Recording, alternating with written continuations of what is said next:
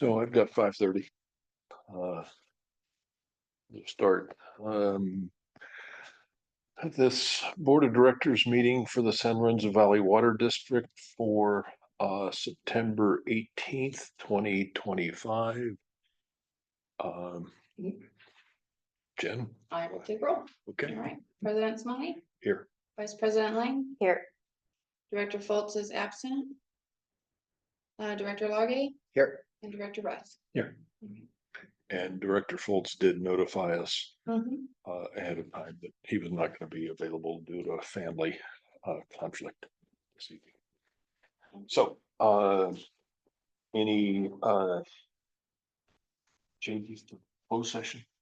No changes. Okay, all right. I don't see anybody from the public in attendance. Given that, we can adjourn to the closed session.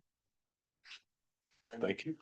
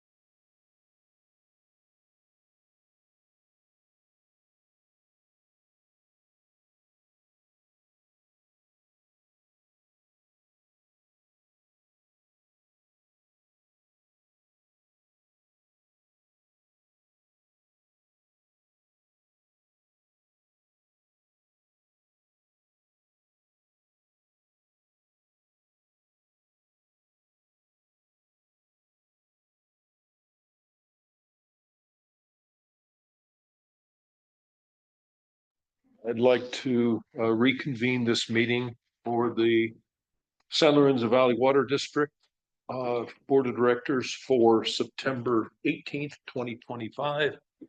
I guess Leah, would you take roll, please? President Smalley, Here. Vice President Lane, Here. Director Largay, Yes. Director Russ. Here. And Director Foltz is absent for the night. Yes. We're dismissed. Okay. The board has no reportable actions taken during the closed session. Jason, do we have any changes to the agenda? No changes. This evening? Okay, oral communications. This portion of the agenda is for members of the public that want to address the district on items within the district's purview, but that are not on the agenda this evening. Does anybody from the public want ice? Okay. Hi, I'm Bruce Holloway from Miller Creek. I'm glad the district has a new director of finance. I'm glad about that. And one thing I wanted to bring up is that the district has a connection fee. And the last time that was set was in 2017. So in 2017, there was a rate study. And at the end of the rate study, the same consultant did a calculation of what the connection fee should be for the district.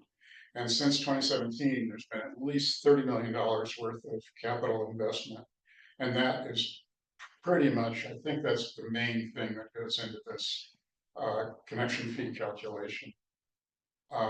So I think it needs to be done again. And I don't think you necessarily need to hire a consultant. If you read this study that was done in 2017, they talk about two different methodologies for setting the connection fee, and then they blend them. I think they blend them in an 80-20 ratio or something like that. But it may be possible to just insert new numbers in there.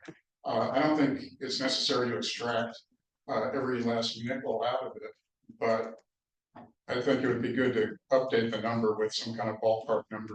And I have a feeling it needs to go up by 50%. That's my guess. And just by the way, I'm not sure when a development like that, the Haven comes along, there's a connection fee. And if you do it at 2017 dollar figures, it's going to be less than if you do it in 2025 dollars. And who knows, if you set the connection fee high enough, they might even say, this project doesn't pencil out. So I hope that we can get that going in not too long. Thank you. Okay. Anybody else? Seeing nobody online, we can transition to new business. The public member for the Budget and Finance Committee. As you're all aware, the Budget and Finance Committee has a vacancy for a member of the public to serve as the 5th committee member. The district advertised for public members to apply from July 28th through August 28th. One application, which should be in your packet, was received within that time. Jennifer Gomez, who has previously served on the Environmental Committee and is currently serving on the County Fish and Wildlife Advisory Committee, was our lone applicant. And Jennifer is here to answer any questions that the board may have as you consider her appointment to the committee. Okay, all right, thank you. Ms. Gomez, I'll open it up to you. You want to address the board on anything at this point with your? Thank you for the opportunity to apply and serve the district. I have to admit, my budget and finance skills haven't been, my heart kind of lies in the environment, as you can probably guess, but it's a personal goal of mine to try and pay more attention and understand more about budgets and finance and things related to fiscal responsibility and that type of thing. So, and hope I get the opportunity to serve, and thanks for your time. I want to express thank you for being willing to step into something that you're saying I'd rather be on a different committee, but since the opening is here, you're willing to step into that. Thank you for that. So, good. Any questions from board members? For Jennifer or Jenny? No, you must have a preference as to, Jenny is fine. okay, all right. I'll just echo Mark's expression of gratitude. Thank you so much for your willingness to involve yourself while contemplating how we might recruit people to serve on these committees. I was in a conversation with someone who was musing about how our democratic institutions and especially local government that many citizens perceive themselves as having rights, and of course we all have rights. But do we have responsibilities? And he waxed poetic about responsibilities and service and things like that, and then didn't submit an application to join the committee. You did, and it's really wonderful that you stepped forward, and thank you so much for that. I guess I've read some of your writing. You are active in thinking about how our civic society works and how we might navigate certain issues. And I guess I'll just express appreciation for what I've seen to be a very independent mindset and an analytical one. And I appreciate both of those. So thank you. Thank you. And I hope to bring my strong analytical skills. I'm a GIS analyst by trade, so I think a lot of that will help translate. Do you have any maps for budgets? Elena? Yeah. any I comments, think our questions? paths across. I think you were at the DCC for Measure T, correct? Isn't that? Yeah, Correct. yeah, okay. Yeah, and I was like, why your name across? Like that name sounds pretty familiar. So yeah, and I did look at you as when you were on the environmental committee before and all your wonderful achievements there. So yeah, I'm happy that you applied and thank you so much for that. Yeah. So, I will echo the same sentiment, Jenny. I guess you'll be on assuming that we agree and appoint you, Brian and I are on the Budget and Finance Committee. Yeah. So, and I appreciate your GIS background. It means I'm hoping that if you're confronted with a lot of numbers, you don't get a migraine. No. Good. Right. Okay, that's the only, the only request, just, anyway, I think really looking forward to you joining us. Thank you very much. Thank Look you. forward to working. Okay, before we consider a motion, any comments from the public on this item before we move ahead? I see none online, none here. I move that the board appoint Jenny Gomez to the Budget and Finance Committee. I'll second. Okay. President Smalley, Yes. Vice President Lane, yes. Director Largay. Yes. And Director Russ. Yes. Motion has passed. Congratulations. Welcome to participation. Thank you. Okay, moving on to our next item, the Peavine Raw Water Pipeline Survey Services. That will be our engineering manager, Garrett. Thank you, President Smalley. So the matter before the board is an amended and restated professional service contract for additional survey services with Will Incorporated as part of the district's Peavine Raw Water Pipeline Replacement Project. The survey identified 2 locations where our alignment passes onto our neighbor's parcel. So 2 different parcels. And so the additional survey services include a legal description and plat so that we can obtain easements for the existing alignment. So with that, I can take any questions that you have.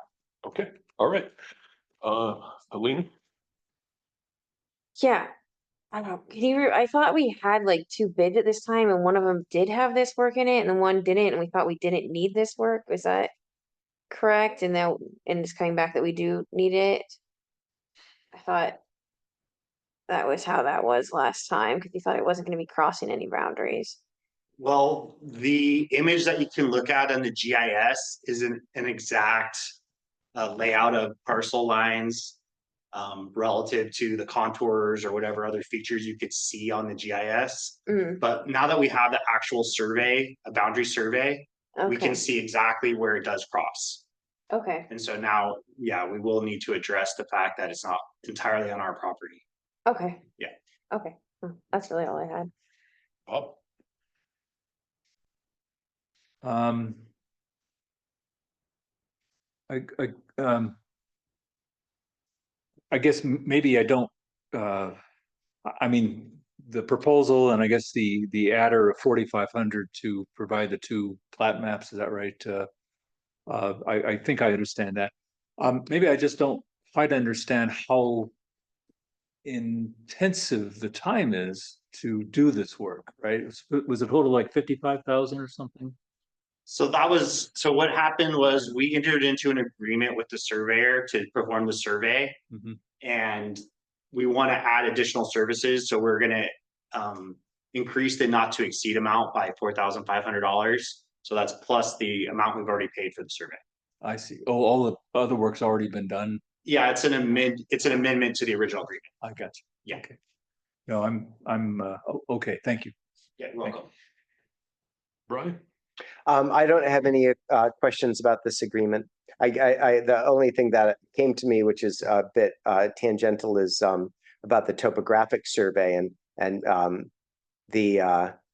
is these developed using LiDAR or photogrammetry, or is it more land-based, hiking around in the woods with a total station? It's a combination of both.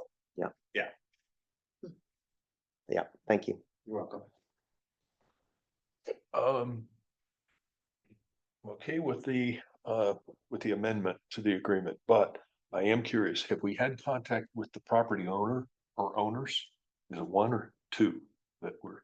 Yes, so we've contacted one of the property owners. Right. And they are open to it, to an easement. Okay, The other one is newer and we weren't quite, so we haven't contacted them yet. okay.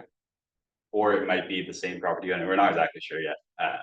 But yeah, this is why we're trying to get some of that detail so that we actually know all of this for real. Right, but you mean before you go knock on somebody's door to say, you want to know that you're knocking on the right door?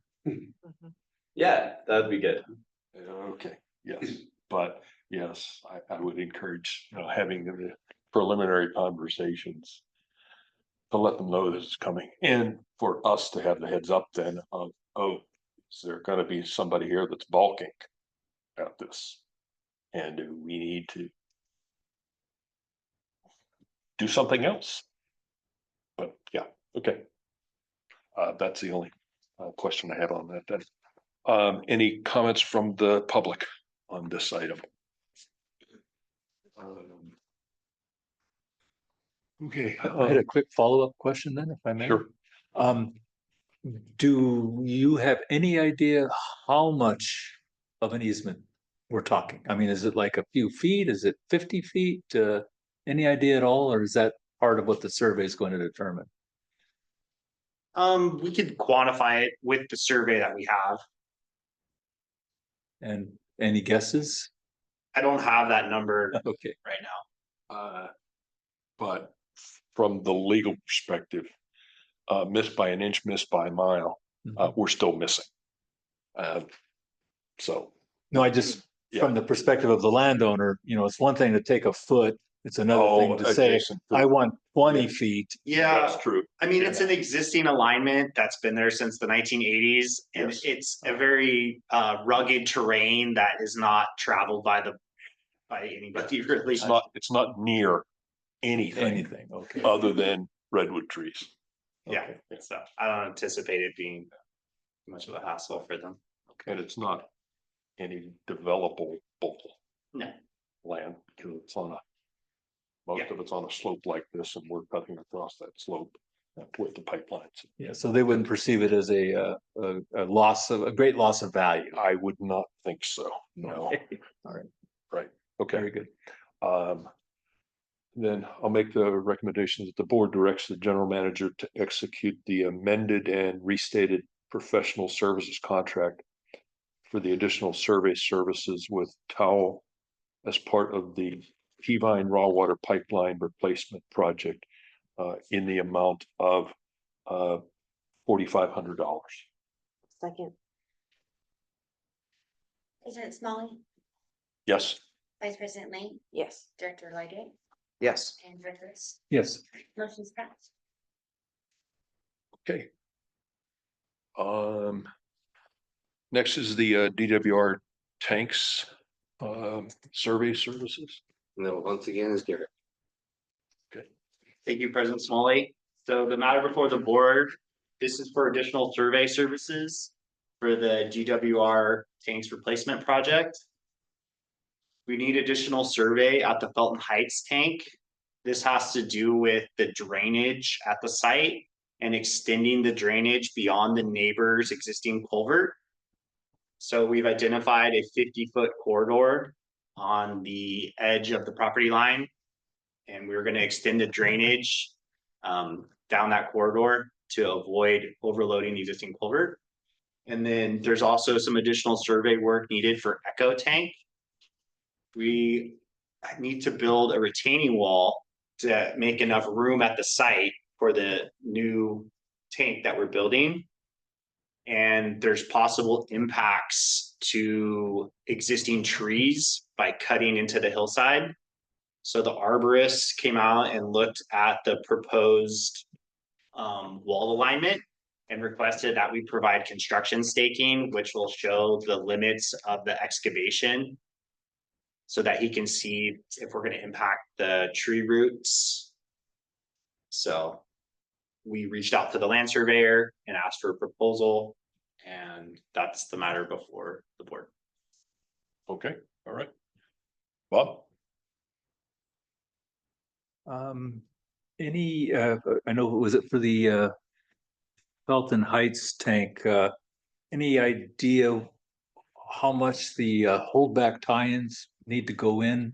And I mean, is that going to be part of what is going to have to be done? I don't know how big of a vertical cut there's going to be. Yeah, so that's for Echo Tank.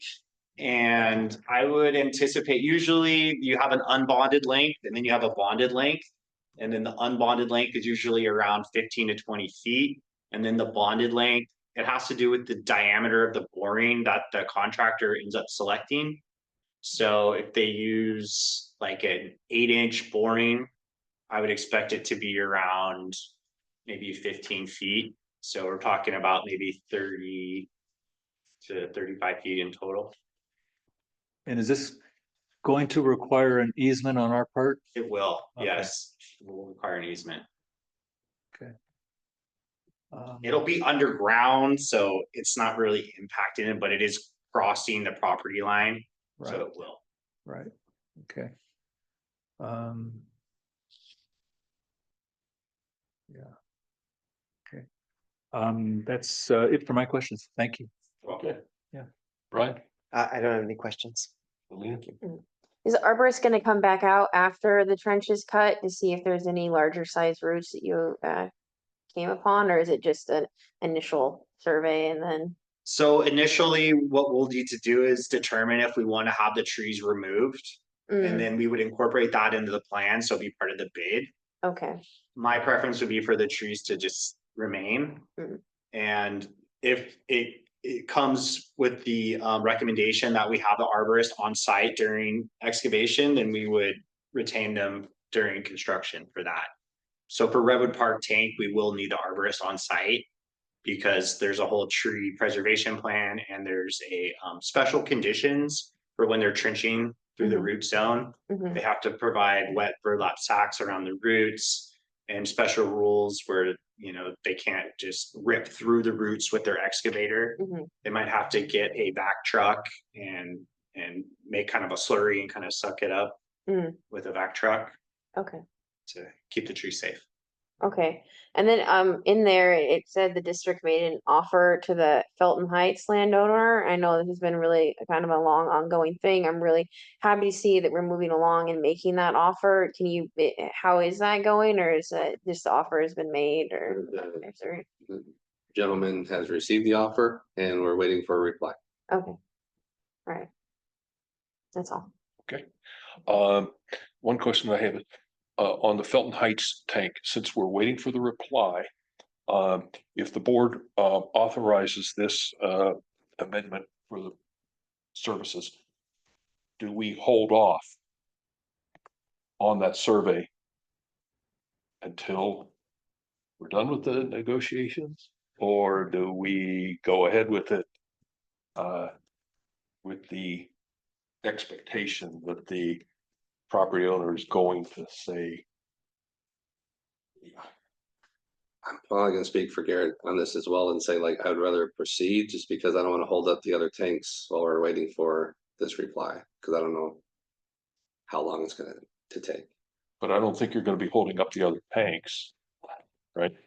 It's. We this- could wait and do the survey at Felton Heights after we've secured the land. Yeah, just Yeah, that not a part, Just that section. just that Yeah. part. Yeah, Just that's the not a Felton Heights, you know, and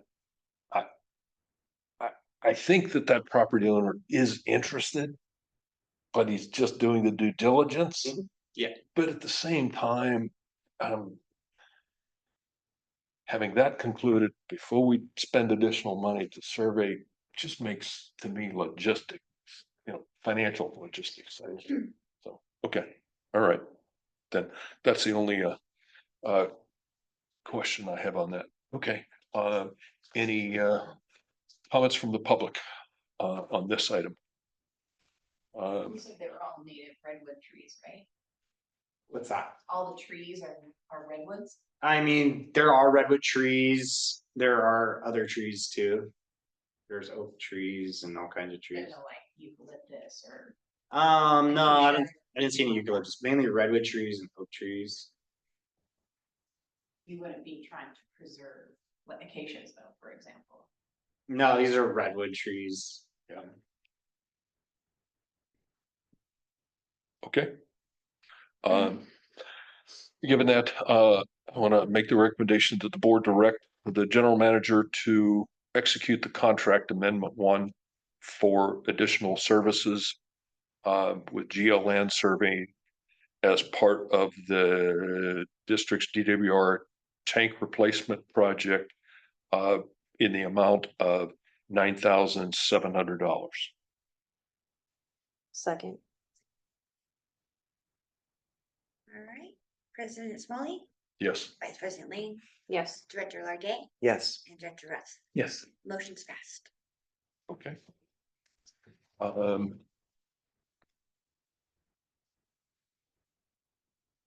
Next is the reserve policy.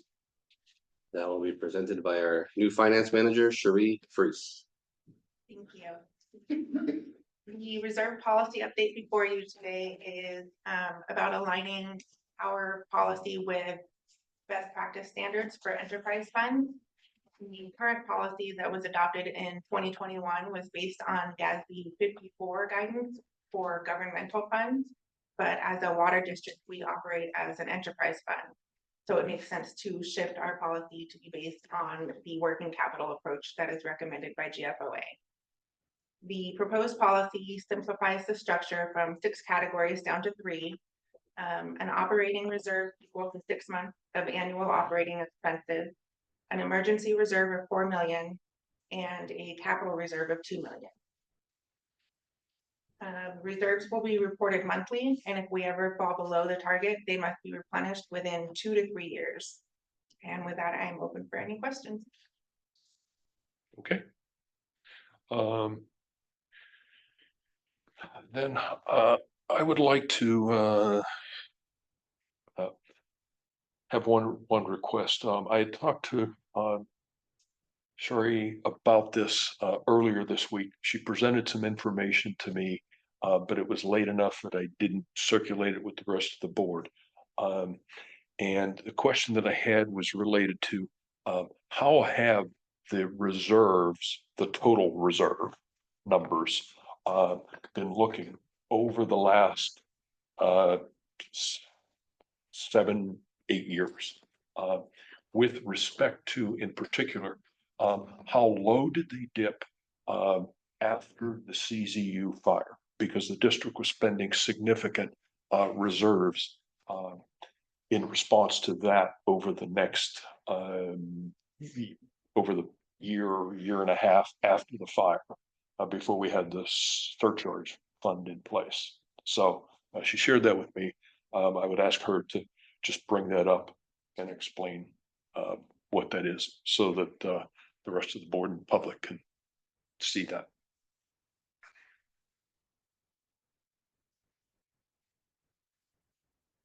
So if you scroll over, um, To the right, to the left. yeah, we want to see A, B, and C. And could you blow that up so that at least on the column basis, we could see the columns better, and then you could toggle through on the year-to-year basis? If it's simple enough. If it's not, On the view.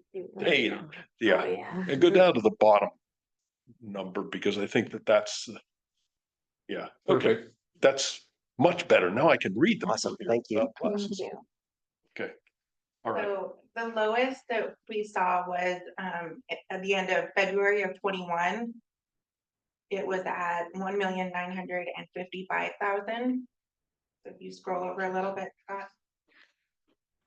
So, and for others, I'd asked prior to CZU, and that was the June 2020 number that was showing it. What was that, 5.4 million that we had in total reserves at that point, dipping to, as you're pointing out, a low of 1.9.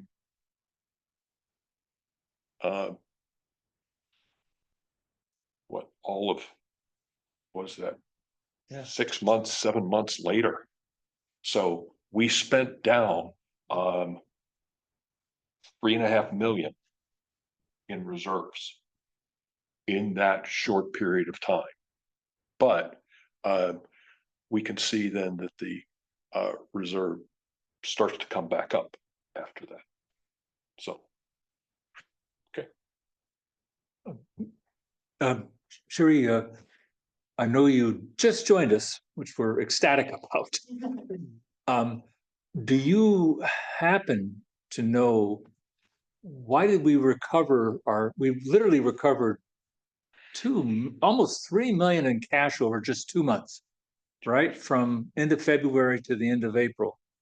Do you know what that was all about? Where did it come from? Unfortunately, I don't know that. I can find out for you though and let you know. Yeah, because it's certainly understandable why we maybe spent the cash. Right. But the quick recovery is kind of remarkable. Yeah. That was one of the CZU funds initiate. You think so? Like I don't know, we put the grant or, surcharge, those We surcharge. didn't have the surcharge didn't kick in until, I want to say, July of 21. So that 2 million plus or 2.2 million wasn't from CZU fire surcharge recovery, and that wasn't happening in a lump sum. That was on a very gradual monthly basis over the course of, and we were only raising on the order of $1 million a year, right? Or about so 80,000 a month. 80,000 a month, yeah. Right? So that's significant. 2.2 or 2.3. We could speculate for a while. I would ask Sherry to come back with that, because I think that that's significant to us. Yeah. Well, how did we recover? Because I feel that I should be looking at, well, what happens if we agree to this reserve policy and the next major disaster, fire, earthquake, or similar, happens next year? And if we have the ability to,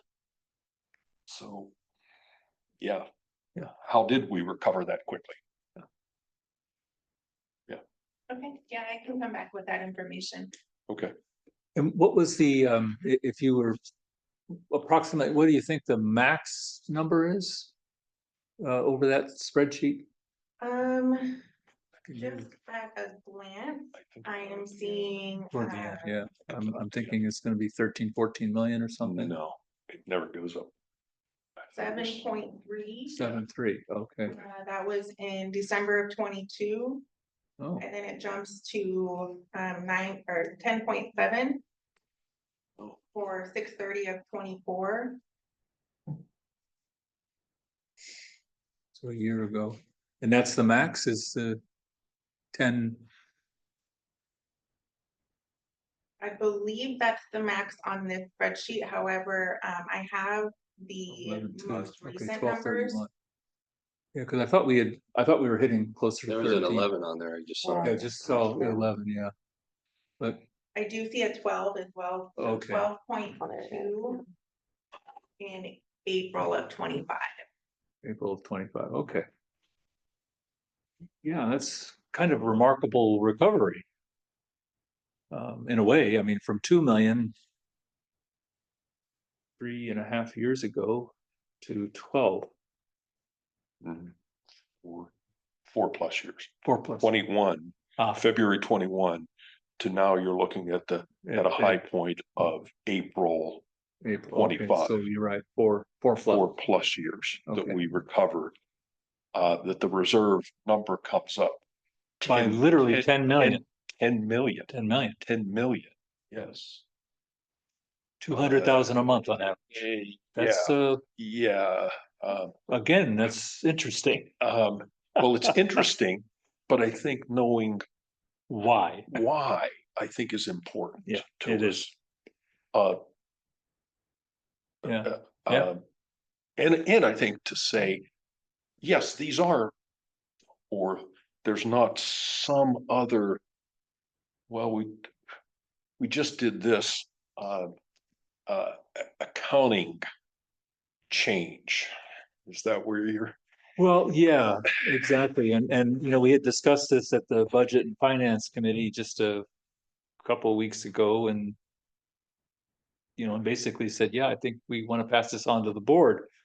But I'm just thinking now out loud that, I don't know, maybe it would be really interesting and good for us to understand how did these numbers recover so strongly?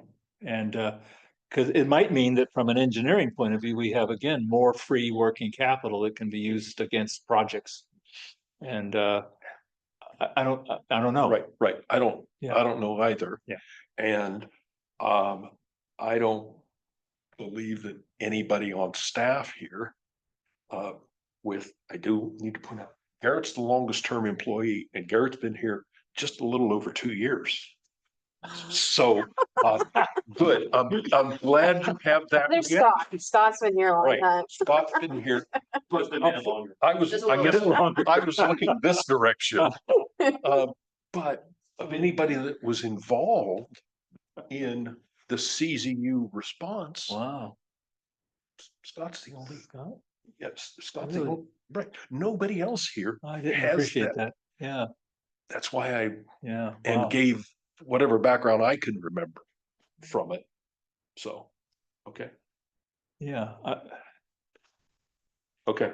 that's just some comments. I mean, I don't want to throw, I guess, a monkey wrench into the process, but it just seems like maybe there's a little more digging we need to do. Yeah. I think this is important enough that if more digging is informative, that's what we should be doing instead of just Just saying yay or nay. well, Yeah. yeah. So, but that's the one thing that I wanted to bring out was this, the data that we had Yeah. readily available. That's- So with that, I want to open it up to the board with other questions on this. And I did want to note that this did come in front of the Budget and Finance Committee, of which Brian and Bob are part of. Right. So what did Budget and Finance Committee either conclude or is, I want to give the two of you first opportunity to. Well, Brian was the chair. Sure. So, so we did consider this at Budget and Finance and recommended this at that committee. The analysis that led us to support the proposal included consideration by staff of the variability in district cash reserves over a 10-year period, during which I believe this 1.95 million amount was the low water mark, the worst it got. I guess high water mark, if you, that's the whatever threatens your well-being metaphorically. If it's low, that's bad. So we'll go with the well analogy. It's low. Okay, yeah, if we're a well, it's low water. If we're in a boat, it's low water. If we're in a flood, it's high. But the so anyway, the worst case scenario was this 1.95 million, and the biggest delta was this $4 million drawdown in relation to the natural disasters of approximately that time period. Right. And the district had faced such a diverse array of natural disasters that were very expensive over the past 10 years. We figured it was a pretty good test case for what we might experience in the next 10 years in terms of bad scenarios. That plus some of the changes observed in the protocols, being an enterprise entity, contributed to it. And then the last important detail is that the opportunity presented by reducing the reserves to a level that's still very prudent is that it would liberate funds for use in capital projects and allow us to avoid borrowing and all of the significant costs associated with that. So that's how I experienced the meeting. Just to understand what you're pointing out here, Bob, and what you were getting at, I believe, Mark, is that that low water mark that was the worst case scenario we've observed may have been mitigated by this rapid replenishment of our funds in just a few short months afterwards. And not knowing how that happened, it may be that while that was our worst case scenario, it could have been worse if there had been some delay. For example, if that money was replenished by FEMA funds, and now if that happened again, there would be no FEMA, for example. Is that what you're getting at? Where I'd like to know, after Bob points it out, how did we recover 2.5 million in that short period of time? Yeah. Where did that large lump sum come from? And do we have the opportunity during the next major disaster to do similar? Or do we need to be more prudent? Right. If those sources, as you're pointing out, FEMA or some other major gift out there. Right, whatever it was that helped us out. Yeah, whatever it was that helped us out. If that doesn't exist, If that doesn't then that exist. $4 million drop could have continued over the next several months or year Yes. without the replenishment. Yes, And it could have yes. been a worse. And we couldn't get to the surcharge, the fire recovery surcharge fee of the 80,000 a month. We couldn't get to that until about July. So almost a year after the fire is when that CZU surcharge fees were approved by the board. It took that long. So it's not an immediate that we can go do that right now Gotcha. to ask the public for more money to help us, something like that. Right. Right. I see. So. But anyway, that's my overview of where we got to in the committee and why I understand what you're putting forward here. Okay. I don't know if Bob has other things to add. Yeah, no, I agree with that summary completely. Some of the things that we did discuss as additional background was on page 89 of the package. It basically shows the old policy for capital reserves or working capital reserves, and then the proposed policy. And if you subtract the two numbers, it does free up, just to put an actual number to what you were saying, it frees up about $6 million that would be available for capital, doing actual capital projects. Mhm. So it's a huge change from what the old policy was. And one of the things I did go on the public record on during the budget meeting was that we had asked engineering to estimate what the market value or replacement cost would be of all of our infrastructure. And that number ended up much higher than the 150 million that we had. And I think the number's approximately 450 million. Yeah. And so the contrast to it, and this is where we're just having to make our best balancing act, is that if you want to replace all of your infrastructure every 40 years, then 2.5% times 450 million is basically 11 million a year just in capital reserves. And we're suggesting 2 million. And so just to be, upfront about it, we're not saying, oh, we actually want a 17 million reserve fund and we're negative already. Right. We've got to borrow money just to Right. have a capital, a sufficient reserve. And so I guess it comes down to, how much of a perfect storm and disasters might we be hit with, where so much of our infrastructure is wiped out that we need, immediately 11 million plus operating reserves and emergency, that we're literally spending $15 million in 6 months or something. Yeah. Personally, I think that's very, very unlikely, and I'd rather place the bet to free up some money and let you get on with scheduling these projects and whatnot. And so, I just want to put that up front, that there's always a risk trade-off, right? Right. And, Yeah. you just never know what's going to happen. And then, Sherry, if I could also suggest, when you investigate the background of what's causing these, I realize that we're not seeing the liability side. And so I'm suspicious that the reason we got so much cash is that there's a corresponding liability in a loan. That maybe we got a loan from a local bank or emergency from the county or something like that, to the tune of 1 or 2 million. And so that would then explain why we suddenly had so much money in the coffers. And so we need to look at both the asset, liquid assets, and then of course the corresponding liabilities. So I believe you're right, because I just did a quick glance and I'm seeing something about a 2021 loan. Okay. So I do need to do some more research on Okay. that. Yeah, get very an sorry to answer. hear that. I was hoping it was we're just Just rolling, magical. we're just magical rolling in Yeah, the cash. but yeah. I'm not surprised. I don't think magic is, No, it's what not, we can not depend in on. our, Yeah. all right, so Yeah. maybe we need to dig in a little deeper and look at this month by, I think it's fabulous to have that kind of detail and let us then make this trade-off of what's the right amount.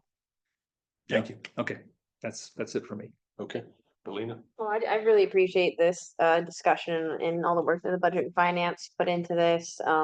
Yeah, and just welcome from the board. It's been a long time waiting for this position to be filled, so we are very happy that you're here. Thank you. Maybe so if I'm understanding the leanings here, it would be to look into the circumstances of that loan or other replenishment of the funds, and then ask the question, is this something that we could anticipate being available to us in the next disaster? And if the answer to that is yes, then we might proceed with the policy as drafted. The answer to that is no, then we might contemplate a larger reserve. Then it's maybe scratching our heads Yeah. about that. And with what Bob is pointing out as to total capital investments, if 450 million, okay, the 2.5%, 11 and 40 years. yeah, to replace that. Should the number be somewhere between 2 million? And I don't know, but I think the fact that you're posing that Mhm. question here, is that something for the Budget and Finance Committee. The Budget and Finance Committee, Jenny, the Budget and Finance Committee to begin to look at further, given the questions that we're posing here, and the fact that Shari has been with us for 10 days now. 8? 9. Okay, all right. All right, Okay. full timer. Okay, good. And we do still have access to Heather, is my understanding, for you to have as a resource, but I want you to be able to own this also. So, okay. And Could I just make one other comment? Sure. Or maybe it's a couple, but my understanding is that the capital reserve of 2 million, while that is the set aside reserve, the anticipation is that that would be used to cycle through capital projects to chip away at the inventory of maintenance and upgrades needed. And one of the other philosophical elements here is that investing in our infrastructure and getting stuff fixed before it breaks will reduce our long-term costs and the likelihood of emergencies to some extent. And so being forward thinking on that will help make the next disaster a little less disastrous, Yeah. at Right. least in theory. And now that you're pointing that out about reserves and the capital of the 2.2, in the CIP that the board approved back in June, you had reserves listed for a number of the projects. Right, Garrett? That's right. Okay, what was the total listed on that CIP that said reserves behind it? I'm not looking for the answer right now, but I think that the committee should go back and look at that also as another, here's what we just 2 months ago said we were going to do. Now that we're setting a 2 minute, well, what did our engineering department say that they wanted to put up against? Out of reserves to cover other items that were on there. Right, we certainly don't want to shoot ourselves in the foot. Sure. 1.5 million. Okay, all right. So if it's 2 million for next year, he's good. But they're good for next, but then we have to continue, be prepared continually to recover. Right. That amount. That was 1.5 million with 6.5 million debt, just to counterbalance that. Right, okay, so for total of, what is that, 8 million, then? Total 8 million in spending for that 1 year. Right, And as I recall, the 2 million number was approximately the depreciation expense. So I think that's how that reserve came about, I believe. okay, Depreciation is your baseline for what you're setting that number at. Yes. Yeah, and I think that's how it was recommended by Heather and I suppose other folks, a few months ago. And not to add to your workload, Garrett, but what would also be super helpful would be a list of the major categories of assets, pipeline, tanks, water treatment pieces. And what do you think their lifetime is? So, I think we're all hoping a pipeline, once it's in, is, barring a disaster, will be good for 100 years. So, well, okay, that's too bad. I was hoping. Okay, so, magic and hope I'm hearing from Yeah, the money member guy. on our budget finance But committee. that's not very good. It's not available in the master plan. Yeah, Yeah. there's a so complete list of all the assets in the master. Well, And lifetimes? I read the It master plan. has the think it kinda year, I does. think that. Yeah, they would need asset to list. replay. Okay. I think it is. There are a couple of different, I think what you're pointing out in the master plan, yes, it's there. I think what what I'm hearing from Bob is, what's a lifetime, anticipated lifetime on pipeline, on a tank, on a, not necessarily on each individual item, but as a general. Well, we saw something on tanks, last, when, Engineering committee. so that was the engineering committee. Yeah. So, that I think would be helpful for the budget and finance committee to see that also.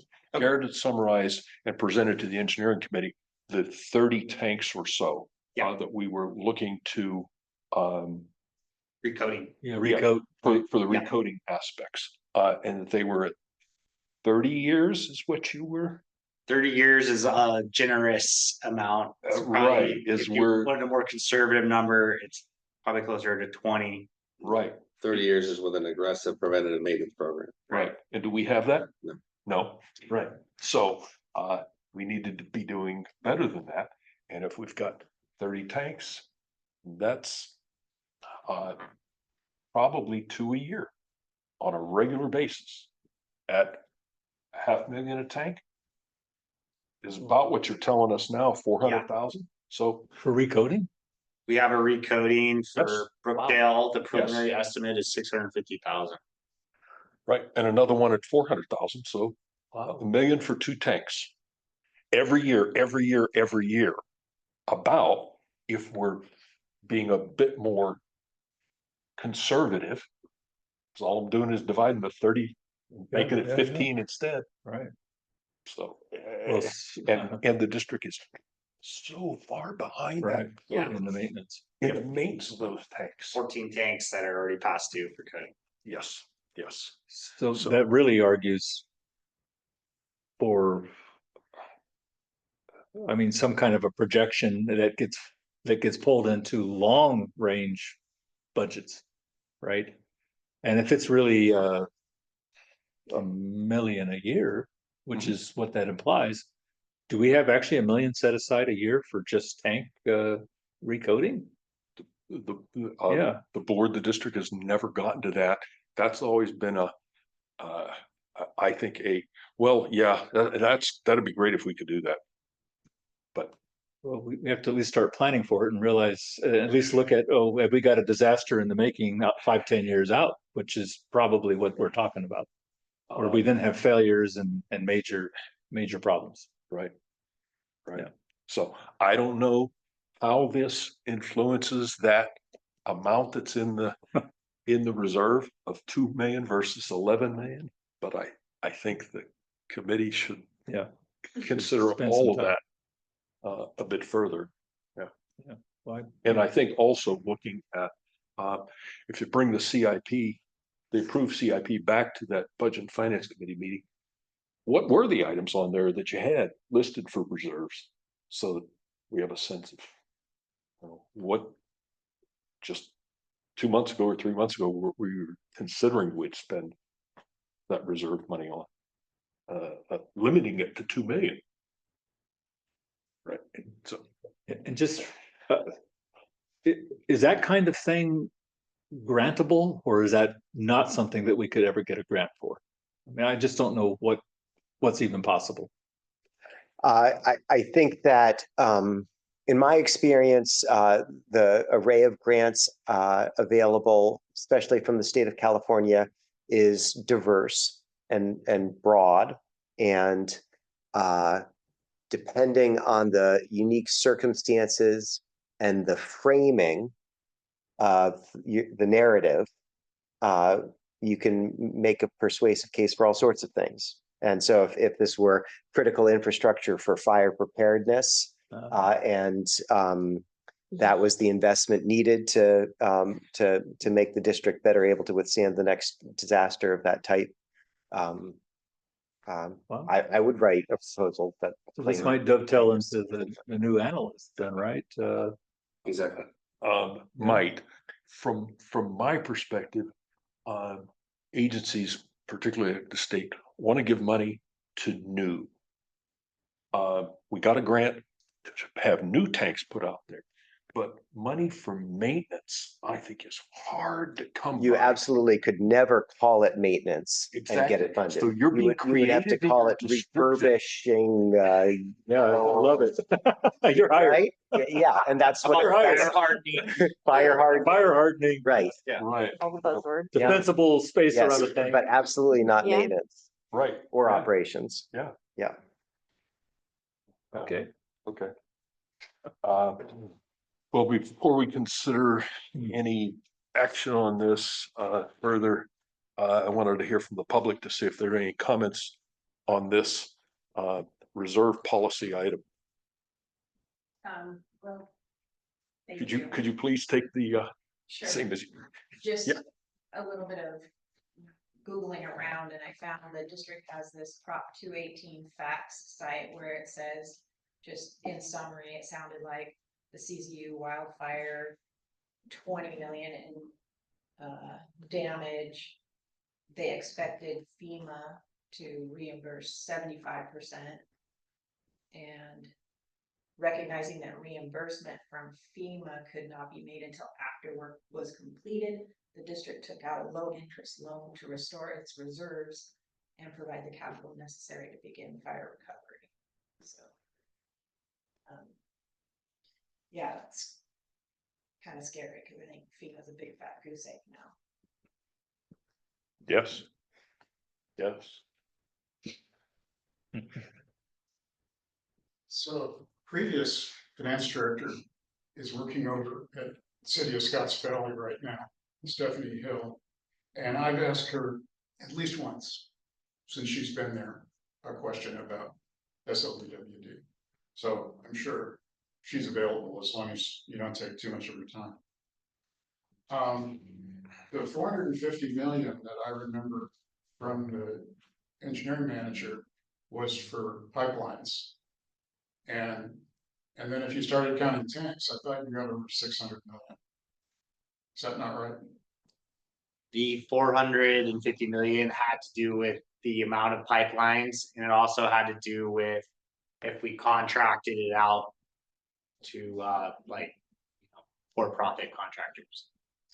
So if I wanted to get a total idea of what the replacement value of all the district's capital assets, which would include all the vehicles and this building, that's not the 450 million, right? Correct. And it's higher. It's a lot. I mean, it's not like it's 500 million. It's, I don't know what. I think I've heard you say a higher number. I mean, you'd have to do the water treatment plants, you'd have to do all the tanks, you'd have to do all the pump stations. So 450 just isn't good. I would say that's correct. Okay. So one thing that I didn't hear in the discussion is what's the value of that reserve fund policy right now? I came to 11 million. So I was using 10 million for operating expense for this year. Half of that is 5 million. 2, 4, and 5 makes 11. And then next year, the operating expense is expected to go to 11 million, so that would add another half a million, so then it'd be 11 and a half, I guess. Let's see, so getting back to 2021, one thing that I thought of when we were looking at those 2 months is that property taxes come in December, April, June, usually. And so April, there would be about 45% of the annual property tax. And that would probably have been about 400K for that year. So that doesn't explain the whole thing. That's just the first part that I could think of. The loan on the anniversary date of the loan was March 1st. That's the CoBank loan. That was $15 million. And that's 100% restricted for capital investment. It's not like you could meet payroll with that $15 million. It's completely restricted. So anyway, it's a mystery to me, you know, those numbers back in 2021. And that loan was really big. I mean, it wasn't just a couple of $1 million or anything. So the main thing about this reserve fund policy, the percentage of operating expense went up from 3/8 with the previous policy to 50% with this policy. And that seems, I'm not completely convinced that that's necessary. One of the main reasons is because 50% of the water bills are fixed charges. So to be down 50% would take more than a year. You know, even if you didn't get any revenue from water sales at all for a year, you'd still be able to get 50% of revenue just from the fixed charges. So I think that 50% is a little bit high. And I'm concerned that if you build up the reserve amount to too big of a number, then you're not going to be able to spend $1 million here and there when you need to. So I think it's a little on the high side. Thank you. Okay, thanks. I don't see anybody online comments. General sense that I have is we're not ready to take action on this. Is that from the budget and finance committee members that are on this table? No, I'm comfortable taking it back to committee. So that's where I think it should go first. So take it back to the budget finance committee and let them chew on this further, given all of the questions and discussions that we've had here this evening, and then eventually come back to the board. If the numbers change, or the recommendation to characterize this change based on that, I think the discussion was fruitful. Okay, all right. Moving on then to the last item on our new business was the endowment fund. So here in 2018, the district established a charitable endowment fund with a community foundation with funds that are restricted to habitat management in the Olympia watershed. And since then, the district has made several contributions, which you can find in your packet. There was one in 2018, two in 2019, one in 2020, one in 2022, and then the reinvestment of the 55,000 this year. So at the September 4th board meeting, the board directed staff to research costs associated with the land mitigation requirements, which are again provided in your current board packet. Also to research what all the alternatives the district would have in hosting the endowment fund. For an email with Susan True, she believes that removing the money from the community foundation to another institution would require a formal action by the community foundation board. So that being said, the issue before the board right now is whether to allow the reinvested funds to remain in the endowment, permitting the balance to compound and provide larger future payouts, or to request the community foundation return the 55,307 in payouts for application to the district's general fund, offsetting the 78,485 in conservation management costs today. Okay, all right. Ryan, I want to start with you. Yeah, I guess my my comments on this matter are a little complicated in that the purpose of the endowment is to ensure adequate resources to steward the Olympia Conservation Area per the management plan developed for the habitat management and monitoring plan. And that 2020 plan articulates that the endowment should be held for that purpose, and that the endowment should be reinvested in and allowed to grow until such point that it can generate enough money to offset our annual monitoring and management costs. And when I read that, I think to myself, okay, what are their annual monitor and management costs? And what is the growth rate of the endowment that net of inflation and fees is going to spit off that amount? And I don't have the numbers, those I guess inflation we could assume, but what I don't know is the actual growth rate. I guess it's been 5% over the last several years. The last several years have been astonishing from a market returns perspective, pretty atypical. And so I don't know what growth rate we should assume, and then we should subtract inflation from that. And then we should make sure that it can generate the management costs. Some back of the envelope thinking would be if, for example, management costs were, I don't know, $20,000 a year. Is that right? Is it $10,000 a year? Yeah, it's 26. averaging 15 to 20,000 per year. 15 to 20,000.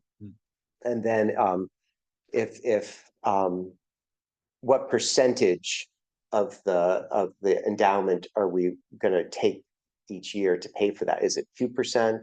Is it 3%? It's probably a relatively small number like that. And so if it were 15,000 and we're assuming 3%, that would suggest that we would want the endowment to grow to, I don't know, $450,000 or $500,000 to be able to yield that amount on a steady basis. In which case we would want to leave the money there and keep it growing. To your point, the distribution for this last fiscal year was 11,500. Great. And if it's lower, then maybe we're approaching, maybe we're at the target amount at 3, I forget the exact number, 3 something. After that, 395. So that's how I would approach this question. I think if in doubt, I would leave the money there and take another year of growth. But if that analysis suggested that we are amply covering our costs and 11,000 a year is what we're likely to see moving forward, then we, by all means, we should take that money out and pay our past expenses with it. So I'm sorry for being kind of conflicted on this, but I just don't have enough info to advise fully on it. Okay.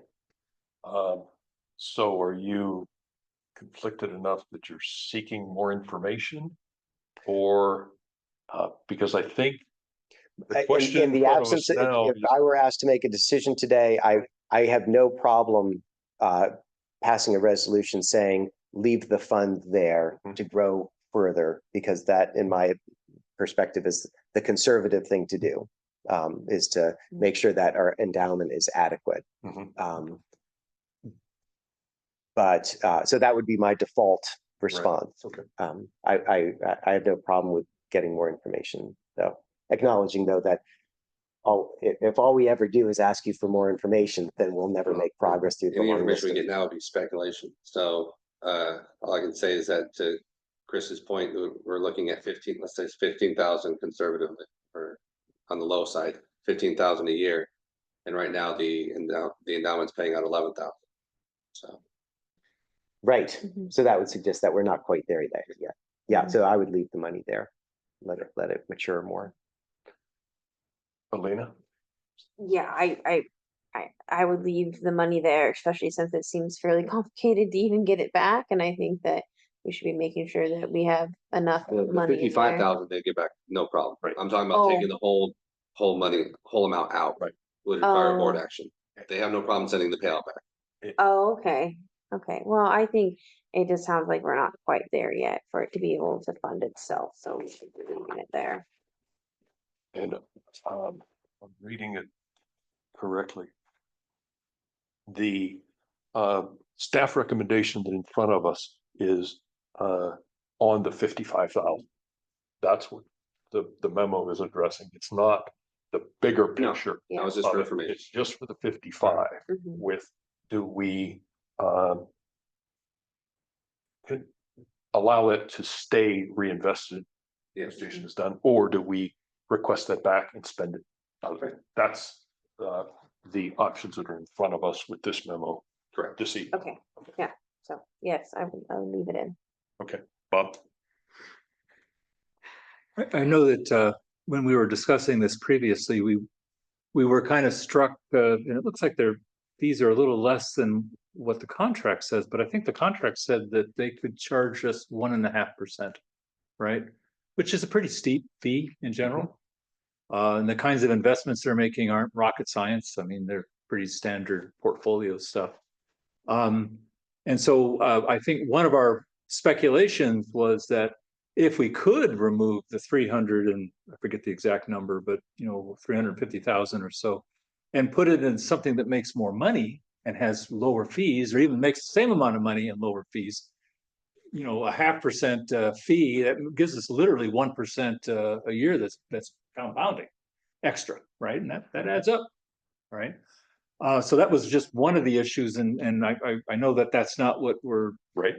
that's not Not what we're going on the table. on the table. Right. But I had hoped that would be at least investigated, and we were going to ask our lawyer, I thought, if that was even possible. I know the agreement says, it's done, it's over, but we were going to ask, is there a way to actually? Legal stated that based on the contract that the money belongs to the community foundation. But, It's held by them. but to that question. Yeah. I asked Susan, who's with the community foundation, Right, she said that it would require a board action on their part. right. Okay. So So what it's I'm, possible. exactly, what I'm interpreting from that is Susan's not saying no. Mhm. The money's locked up in ours. That it's possible. But again. Yeah. If we want to talk about that, the bigger picture, we can do that at a subsequent, or we can ask Jason for more on that. For tonight, again, we're at this 55,000. Do we reinvest? Is what we've been considering in the last one, or do we say, no, go draw that back? Okay. So, No, I agree with the division. The bigger question, Right. would be interesting to pursue that later. but the 55. But the 55. In looking at the expense spreadsheet, it looks like we have spent since 2018 $78,000. All of it spent on Jody, right? Which works out to, divided by really about 7 years, which works out to 10,000-11,000 a year. And so what's interesting about that is that's kind of our current income. And so there's a side of me that says maybe we're actually already kind of in balance, assuming, and this would be a question for you, Chris, is what Jody doing, is what she's doing, is that really fully being responsive to what our obligation is? Right? No. Okay. She has stated directly to me that she is keeping things on the minimal side in terms of work to allow the endowment to grow. It is her goal that long term we have the endowment covering all the costs. And so we have the whole plan of what we are supposed to be doing in that area. And she's basically covering the minimal requirements for now until we have a proper fund. And then what she would like to do is then really go out there and get everything done that's in the plan. Okay. But for right now, she is not, it's not like all full force. And as I recall, I thought, Brian, you had suggested that we look at another consultant who you thought was super responsive and very cost effective. And I guess I'm going to ask them the bigger question. This has been a 7-year contract. We're basically paying everything we're making to her, and it sounds like it's not everything we'd like it to be. Maybe it's worth getting some other bids. I think just to follow up on that, if I referred to someone as being cost effective and responsive, that would have been Jody McGraw. Oh, She's oh, maybe I am confused. Yeah. She's a very high reputation individual, I don't. passionate about the resource. He and, is that person. He Okay. is that person. person. Yeah. Yeah, I think she does a lot out of the goodness out of her heart for us. All Yeah, right. she's very extraordinarily dedicated but I- to but I- the resource. I agree with what they both said, but I need to say, we need to focus back on this 55.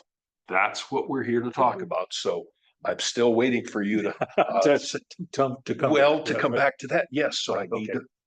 to, Um.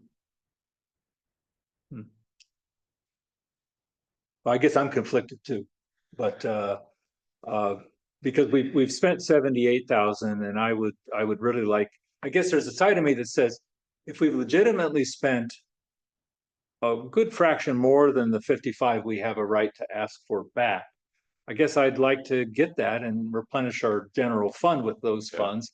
And then when we know a little bit more in the next few years about what is it really gonna take, obviously, we're on the hook in the long run for what, for making sure that it's 6.5 acres, right? Making sure that that's taken care of. Right. So I guess my vote would be, I would lean a little bit more toward, applying the money to our expenses that we've had outstanding. Right, okay, all right, Let me just- so, let me go. Yeah, oh, Every board member gets a question. So let me make a comment first and then we'll come back. Okay. For another round. I've heard the management fee and the inflation factor, plus the rate of return. I'm not looking so much at fully funding whatever the endowment is, but what is the fund netting us on an annual basis right now? And based on what I'm seeing is if there, I thought the rate of return was on about 4% or 4 point, I think that's about right. Yeah. or 4.12. Yep. Something like that. So if the rate is that, and inflation this year's running 2% at best, and then they take the management fee on top of, it seems to me like we're not, it's not financially prudent for us just to keep take that. We have expenses now, take that 55 and put it to the general fund against expenses. Is the feel that I have at this point, based on the way the information has been presented. So the feel I have. So, further comment? Alina first. Since Go for it. no, you can go ahead. It's fine. I have something in my throat. Okay. Go ahead. Thanks, Lena. What Chris just referenced is information that's helpful to me. That the current level of management is minimum viable as a placeholder. The way ecosystem management often works is that you can tread water or you can make progress. And treading water is cheaper. Using that metaphor, though, there's always a current dragging you backwards. And so you can hold your head above water, but you are accruing deferred maintenance and so I think it would be understandable if our current expenditure average is 11,000 a year, but we do need eventually to be spending at $15,000 or $20,000 a year in order to fulfill our obligations. That wouldn't surprise me, and that seems plausible. Then the only question to my thinking is how do we get to an endowment that can yield 15,000 to 20,000? Withdrawing $55,000 today is a step away from that, which concerns me. Paying 1.5% a year is also a step away that concerns me. And I'm sorry to take this tangent once again, but I would advocate that we explore our options and press the community foundation to make that vote of their board if we can find something better, and recognize that they're not doing the community a service if they're charging so much money that we can't get our community service done by delivering what we need to for the community. So they're two. That's what I got. Okay. Yeah, it is basically what I was saying. That it'd be really helpful for me, Chris, to understand where we want to be with this type of work and what that dollar amount is associated with. Like, like you said, like, we're doing the bare minimum? Are we gonna have a lot of deferred maintenance that we're going to have to catch up with later until these numbers really aren't completely accurate? So we're not there yet with the numbers. So I think that 55,000 is much more useful here to build and making sure that we're getting closer to that maintenance number to pull out, and I don't do what with, it's not like a huge number. So I strongly advocate to keep it in there, hearing what you had said, that we're not really spending what we should be spending. So. Well, I have more comments. Me also. too. Okay, go ahead. Go ahead, Bob. No, Okay. you first. I guess the big issue I have with putting the 55 back into the fund is that if we fundamentally have a problem with their management fee, why are we adding more money to just be taxed, and lost? And in a way, I'd rather say, let's take the 55 out, explore, can we take the 395 out? I would really like to do that, but take the 55 out. And I mean, we can, as a board, decide, let's find something else to invest that in, and it'll be hopefully a 0.5% fee, and maybe over time that grows itself. But I would like to have that option of what we do with it, as opposed to, once it's in there, their board might come back and say, no, thank you, that's it, we're Right. keeping it. And instead of 395, it's now Yes, 400. 450. It's 400. I can see that Yeah. point. But I don't want to take that 55 and be like, oh, it's going to tank recoding. Like, I would like to keep it within the scope of has to the. be used for this. Oh, it has It to be has to used. be used for Oh, okay. Yeah. Okay. Yeah, That it has makes to me be feel a put little into the bit, sandhills. that makes me feel a little bit better as far as maybe taking that and putting it someplace that yields something, better. than Garrett may what we're want doing. it again. What? Garrett may want it. Okay, that's what I was worried. We're gonna take this and just go put it somewhere else. Bob said what I wanted to say, but before I was going to say it. So same thing. If we are questioning the community fund and how they are managing the larger number that we have, and we're questioning whether it should be there and whether we can take it out, why would we say, okay, just add to it with that 55? The option to take the 55 out and put it to the habitat management, which we've already spent that, more than that on it. Then that's what I think we should be. That's what I think we should be doing. So. Yeah. One last comment.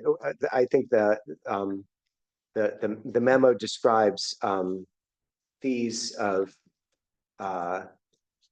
26,000 since inception.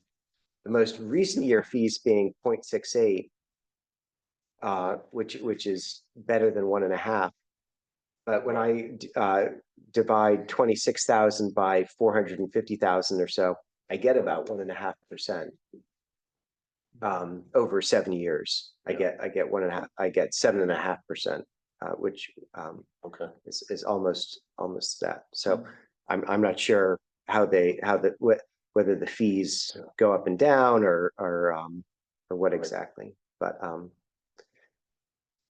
maybe we could negotiate a better rate with the community foundation. I'm not sure, or maybe, and I understand that. I was looking into this a little bit. It sounds like our hands are, we don't have as many options as a private entity would to invest our money and realize a return on it. So I recognize that, and we might be stuck with a bunch of options that all have high fees. Yeah, I can work with Cherie and see if agencies like California Class or something like that would be able to house an endowment fund like this. They charge a far lower fee. Oh, that's encouraging. Okay. Okay. Now I'm kind of at like a caveat though, like if there isn't a better option, then wouldn't you just keep it? I guess I'd use that piece of. But we don't know that yet.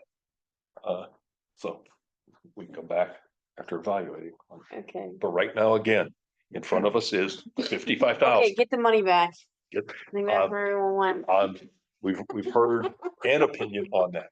Before we consider any motion, I want to open it up to the public.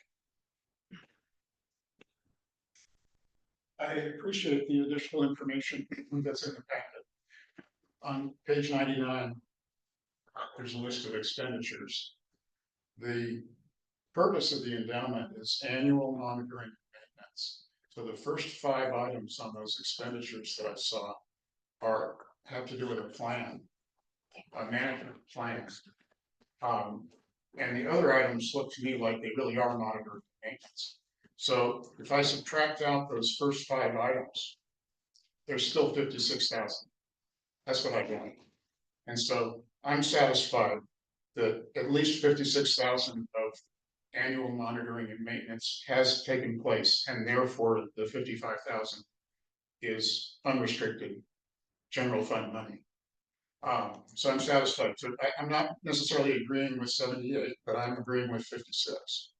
On page 102, there are the contributions into the endowment fund after inception. And my belief is that every one of those, except the last 55,000, every one of those contributions on page 102 had some environmental mitigation purpose. There was some reason why, like 25,000. I don't think the board of directors was sitting around that day and just decided, let's make a charitable contribution today. Where should we put it? 25,000 is a round number. I don't think that's where the 25,000 came from. I strongly suspect that it had to do with environmental mitigation. Some kinds of mitigation you do by actually doing some work, but some kinds of mitigation is just cash that you put in the endowment fund. So that's my belief that, and I guess this takes a little bit more investigation, that every one of those contributions had some kind of specific environmental connection. It's not just a discretionary move on the part of the board. The next thing I want to say is something that I left out that I didn't say 2 weeks ago. There's a concept in the state constitution called gift of public funds, and this is prohibited. So local government is not supposed to be paying money to a charitable foundation. In fact, the way I understand it, the flow should be the other way. The charitable foundation should be providing money for the local government, not the local government funding a foundation. So my first observation when I noticed this is $55,000 was taken out of a district checking account and transferred to a charitable foundation. And that is specifically prohibited by the state constitution. That's my understanding. So I think it was a gift of public funds. It's illegal. And that's why you should get the 55,000 back. And obviously you were discussing how tank recoating might take $1 million a year over the long run, but the Sandhills monitoring and maintenance looks like it's heading toward 15,000 a year, which is way less. I think the need for tank recoating is so much greater than this Sandhills mitigation. Although, I mean, I'm happy that it's happening, and I think it's all appropriate. I'm satisfied with the community foundation, by the way. I'm satisfied with the way that this was, except for that 55,000. So I hope you get the money back. The one other thing was that on page 100, it shows the ACH transfer. Now, page 117 has got a bunch of ACH transfers in the last month. It's part of the financial report. And a month ago, there was another financial report, and it also showed a bunch of ACH transfers, but it didn't show this one. So that to me is a little strange, that this ACH transfer that was on page 100 was not shown in last month's. You know, I looked at the checks, I looked at the ACH transfers, I couldn't find it last month, even though it was smack dab in the middle of the month. And I just have to tell you that that makes me question the current financial report. How do I know that there's not an ACH transfer missing in this month's financial report? How do I know? Why was it missing? So that's what I'd like to understand. And I guess I have a theory. My theory is that Heather did not make the transfer. It was made by a district employee. And somehow, because it was made by a district employee, not by Heather, it wound up missing in Heather's report. That's the best that I can understand. But when I see the bill list and I see all those ACH transfers, there's kind of an implication that that's it, that's everything. And so I don't know why this one got missed last month. I think I'm good to know the answer. Okay. Thank you. I want to make a motion that the board direct the general manager to request the return of the $55,307 from the community foundation as discussed in this memo this evening. I'll second that. President Smalley, Yes. Vice President Lane, Yes, Director Largay, I'll abstain, thanks. and Director Russ. Yes. Motion has passed. Okay, motion passes. Moving on then, consent agenda. Any board members wish to pull anything from the consent agenda? Seeing none, Can I make one comment? please. On page 111, there's a pie chart in the finance report. And I don't think that pie chart is accurate. This is the way I read those cash balances on page 111. 80% is in the Santa Cruz County Fund. And the pie chart doesn't look like that. So I think the pie chart doesn't seem to be connected to the numbers on page 111. Okay. I only discovered this at 5 o'clock. Otherwise, I would have emailed someone on staff. Okay. Anybody from the board wish to comment on? no, If not, we will consider the minutes approved. District reports, the finance status report. Any questions on that from board members? Seeing none, written communications, the Haven development again.